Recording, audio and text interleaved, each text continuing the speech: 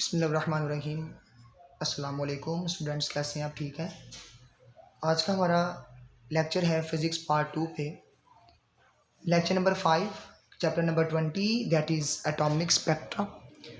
कि हमने previous discuss कर लिया हुआ है बोहर्स पोस्टुलेट किस तरह से एक्सप्लेन करते हैं एटॉमिक मॉडल ऑफ हाइड्रोजन को।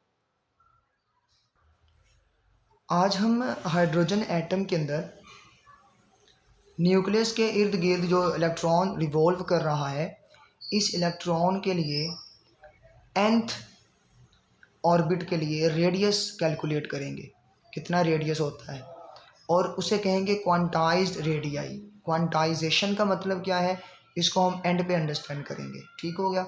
अब जब इलेक्ट्रॉन रिवॉल्व करता है इस एटम के अंदर न्यूक्लियस के इर्द गिर्द, तो ये न्यूक्लियस है और ये इलेक्ट्रॉन है। न्यूक्लियस के ऊपर है पॉजिटिव चार्ज प्रोटॉन की वजह से, और इलेक्ट्रॉन के ऊपर है नेगेटिव ई चार्ज। ठीक है, इलेक्ट्रॉन नेगेटिवली चार्ज पार्टिकल है और पॉइंट पार्टिकल है। इसका मैस m है, ये रिवॉल्व कर रहा है और ये उसकी स्पीड है nth ऑर्बिट के अंदर। ये nth ऑर्बिट में उसकी स्पीड है और ये उसका ऑर्बिट है, ये जो आपको ब्लू कलर से दिखाई दे रहा है। अब अंडरस्टैंड ये करना है कि किसी भी चीज़ को सर्कल के अंदर रिवॉल्व करने के लिए सेंट्रीपिटल फोर्स रिक्वायर होती है। अब यहाँ पर सेंट्रीपिटल फोर्स कौन प्रोवाइड करेगी? ये जो अट्रैक्शन की फ़ोर्स है ना, कूलम्स फोर्स, ये Fe। जिस तरह से अगर आप किसी भी सर्कल के अंदर किसी बॉडी को रिवॉल्व करवाना चाहते हैं, तो यहाँ पे वो बॉडी आपने टाई कर ली है, बांध ली है, तो सेंटर की तरफ आप अपने हाथ से फोर्स अप्लाई करेंगे। ठीक है, अपने हाथ से फोर्स अप्लाई करेंगे इसको घुमाने के लिए, और वो होगी centripetal force. Centre seeking force का नाम भी इसको दिया जाता है। इसी तरह यहाँ पे तो कोई धागा नहीं बांधा होगा, बल्कि यहाँ पर एक अट्रैक्शन की फोर्स होगी न्यूक्लियस और इलेक्ट्रॉन के दरमियान, जिसे कहते हैं कूलम्स फोर्स। वही कूलम फोर्स जो आपने चैप्टर नंबर 12 इलेक्ट्रोस्टैटिक्स के अंदर डिस्कस की हुई है, तो वो फोर्स जो होगी इसको सेंट्रीपिटल फोर्स प्रोवाइड कर देगी और ये इलेक्ट्रॉन इधर रिवॉल्व करता रहेगा कंटिन्यूसली। अब सेंट्रीपिटल फोर्स के लिए हम पहले कूलम फोर्स डिस्कस करते हैं। Coulomb force k Q1 Q2 over r square है, जनरल फार्मूला इसका। के कूलम्स कांस्टेंट है, Q1 इलेक्ट्रॉन पे चार्ज है और Q2 प्रोटॉन पे चार्ज है, इस न्यूक्लियस पे टोटल चार्ज है। ओवर में क्या है, डिस्टेंस बिटवीन टू चार्जेस है उसके सेंटर से, तो ये nth ऑर्बिट का हमने क्या लिया हुआ है, रेडियस। ठीक है, r(n)2 के ई स्क्वायर ओवर r(n)2 बन गया। सेंटीमीटर फोर्स क्या होती है जी, mv² ओवर r, ये आपने पढ़ा हुआ है चैप्टर नंबर 5 जो आपका फर्स्ट ईयर की फिजिक्स थी, सर्कुलर मोशन वाले चैप्टर के अंदर। ठीक हो गया। अब अंडरस्टैंड करें स्टूडेंट्स कि यहाँ पर ये जो आपके सामने सेंटीमीटर फोर्स का फार्मूला आ गया हो, ये फार्मूला जो आया है इलेक्ट्रोस्टैटिक फोर्स का, ये दोनों आपस में इक्वल होंगे। क्यों? कि ये जो इलेक्ट्रोस्टैटिक फोर्स है यही वो फोर्स है जो सेंट्रीपिटल फोर्स है, जो उसे सर्कल में घुमाने के लिए रिक्वायर होती है, तो आपस में इक्वल हो जाएंगे। Centripetal force mv² over r है और ये k² ओवर rn है। यहाँ से रेडियस इधर भी है और इधर स्क्वायर था, इधर से कैंसिल आउट हो गया, तो इधर ख़त्म हो गया, ओवर में 1 आ गया। ठीक हो गया। बाकी इधर क्या बचा, सिर्फ k² ओवर r(n). तो rn निकालने के लिए क्या करेंगे, r(n) को इधर ले जाएंगे और mv² को नीचे ले आएंगे इधर। ठीक हो गया। ये इस तरह से ये फार्मूला बन गया फाइनलाइज। अब पोस्टुलेट नंबर 2 हमें क्या कहता है कि जो एंगुलर मोमेंटम होता है mvr किसी बॉडी का, वो इधर इलेक्ट्रॉन है तो इलेक्ट्रॉन का nh/2π है। ठीक, इंटीग्रल मल्टीपल ऑफ h/2π। तो यहाँ से स्पीड निकाल सकते हैं हम, तो mrn कहाँ चले जाएंगे, राइट हैंड साइड पे जाके डिवाइड हो जाएंगे mrn। ये फार्मूला आ गया स्पीड का। अब इस स्पीड वाले फार्मूले को आप यूज़ कर सकते हैं इक्वेशन नंबर 1 में, जहाँ पे लिखा हुआ ना vn²। Using it in equation number 1 we have r(n) will be equal to ke² over m, और ये वाला v एज इट इज़ यहाँ पुट हो जाएगा, उसका स्क्वायर आ जाएगा। स्क्वायर ओपन करेंगे तो n² x² over 4π² m² rn²। अब ये m बाहर था और ये n इसके नीचे है, डिवाइड हो रहा है, तो एक m इस m के स्क्वायर से क्या हो जाएगा, कैंसिल।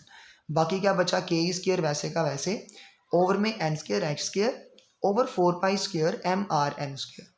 यहाँ से क्या होगा, ये स्टूडेंट्स डिनोमिनेटर के नीचे एक और डिनोमिनेटर है, तो सबसे नीचे वाली वैल्यू ये वाली सबसे ऊपर चले जाएगी। ठीक है, देखें 4 pi square m r square ऊपर आ गया, के ई स्क्वायर साथ में वैसे का वैसे आ जाएगा। ठीक हो गया। अब इधर अंडरस्टैंड करें, ओवर में क्या है, एन स्क्वायर एक्स स्क्वायर वैसे का वैसे ये वाला आ गया। अब यहाँ पे इधर r है रेडियस, इधर आर एन का स्क्वायर है, इधर 2 यानी कि आर एन है, इधर एक आर एन है, एक से इधर एक कैंसिल हो जाएगा, बाकी बचा यहाँ पे 1, वो एज इट इज़ आ गया। यहाँ पे आर ऑफ एन बच गया। इस एन स्क्वायर एक्स स्क्वायर को इधर ले जा करके क्या कर दें, मल्टीप्लाई 1 के साथ, तो 1 वैसे का वैसे लिखा हुआ ही साथ मल्टीप्लाई हो जाएगा। 4 pi square m r n k square वैसे का वैसे आ गया। यहाँ तक बात हो गई है अंडरस्टैंड। अब हम क्या करेंगे, हमारा जो टारगेट था वो है क्वांटाइज्ड रेडियाई, तो रेडियस तो ये है nth ऑर्बिट का ये वाला, तो ये जो साथ में लिखे हैं टर्म्स ये वाले फैक्टर ये सारे कहाँ चले जाएंगे, लेफ्ट हैंड साइड पर डिवाइड हो जाएंगे। ठीक हो गया। तो क्या आ गया, n square x square 4 pi square m k square downward आ जाएंगे इधर लेफ्ट हैंड साइड पर डिवाइड होने के लिए, और ये एज इट इज़ इसको आप इधर लिख सकते हैं, इसको आप इधर लिख सकते हैं। तो इस तरह से ये क्या आ गया हमारे पास, फाइनलाइज फार्मूला, ये जनरल फार्मूला आ गया है, यानी कि इसमें डिफरेंट पैरामीटर्स आपको नज़र आ रहे हैं। ठीक है, ये प्लैंक्स कांस्टेंट है, एच पाई कांस्टेंट है 3.144, एम मैस ऑफ इलेक्ट्रॉन है क्योंकि यहाँ पे जो रिवॉल्व कर रहा है ऑर्बिट के अंदर वो इलेक्ट्रॉन होता है, के कूलम्स कांस्टेंट है, इसकी वैल्यू भी फिक्स है, चैप्टर नंबर 12 इलेक्ट्रोस्टैटिक्स में पढ़ के हैं कूलम लॉ के अंदर। ई इलेक्ट्रॉन पे चार्ज है, यू नो वेरी वेल, इसकी वैल्यू आगे हम पुट करेंगे। अब हम इस ब्रैकेट वाले हिस्से को लेकर सॉल्व करेंगे, इस ब्रैकेट वाले हिस्से को लेकर सॉल्व करेंगे और यहाँ पे इसकी वैल्यू पुट करेंगे ताकि रेडियस का हमें पता चल जाए। नेक्स्ट आ जाए जी, here X square over 4 pi square M के square will be equal to Planck's constant value H 6.634 10⁻⁻34 joule second. Units मैं किसी की भी राइट नहीं कर रहा, इसका है स्क्वायर, और नीचे क्या है 4 पाई स्क्वायर, नीचे इलेक्ट्रॉन का मैस है उसकी वैल्यू पुट की, के की वैल्यू पुट की, और साथ में इलेक्ट्रॉन पे चार्ज उसका स्क्वायर। सॉल्व करने के बाद मुझे पता चला कि 0.053 मल्टीप्लाई बाई 10⁻⁻⁹ है, -9 10 की पावर में क्या होता है, नैनोमीटर आ गया। अब इसको आप यूज़ कर लेंगे प्रीवियस इक्वेशन के अंदर। ये देखिए स्टूडेंट्स, आपने क्या किया है, इसी फार्मूले को, यानी कि ये मैं इस तरह से आपको सामने दिखाता हूँ, ये फार्मूला था जो आपने प्रीवियस डिस्कस किया है इक्वेशन नंबर 2 वाला। ठीक हो गया। इसको आपने क्या करना है, अब अंडरस्टैंड करें ज़रा, ये इसका आंसर आप निकाल चुके, ये वाला 0.053 नैनोमीटर, ये आ गया फार्मूले का आंसर, ब्रैकेट वाली टर्म्स का इसका। इसको अब आपने क्या करना है, यहाँ पुट कर देना है। ये देखिए मैंने क्या किया, यहाँ पुट कर दिया, 0.053 नैनोमीटर आ गया। अब फर्स्ट ऑर्बिट है, जाहिर बात है ये वाला देखिए आपको नज़र आ रहा है कि न्यूक्लियस के बाहर ये पहला ऑर्बिट स्टार्ट हो रहा है। ठीक हो गया। और हमने फ़िलहाल जनरली क्या लिखा था, आर ऑफ एन, ताकि इसको हम फिलहाल nth ऑर्बिट के लिए सॉल्व कर सकें। उसके बाद इसको हम स्पेसिफाई करेंगे कि ये फर्स्ट ऑर्बिट के लिए है या सो ऑन जितने भी ऑर्बिट्स होंगे उनके लिए होगा। तो यहाँ पे n1 पुट करेंगे फर्स्ट ऑर्बिट के लिए। n1 पुट करने का मतलब क्या होगा कि यहाँ पे फर्स्ट ऑर्बिट की बात की जा रही है, 1 पुट किया, ये वैसे का वैसे r1 ये आ चुका है।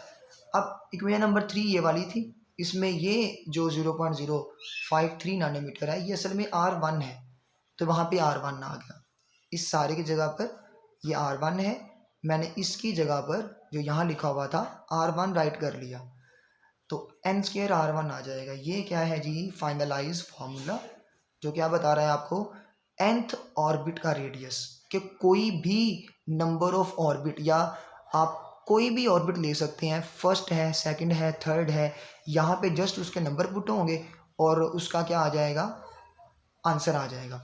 The radii of different stationary orbits in the hydrogen atom are given by, first orbit है बेटे, यहाँ पे 1 r1 है, 1 का स्क्वायर n स्क्वायर है ना, 1 स्क्वायर r1, तो r1 नहीं आ जाएगा।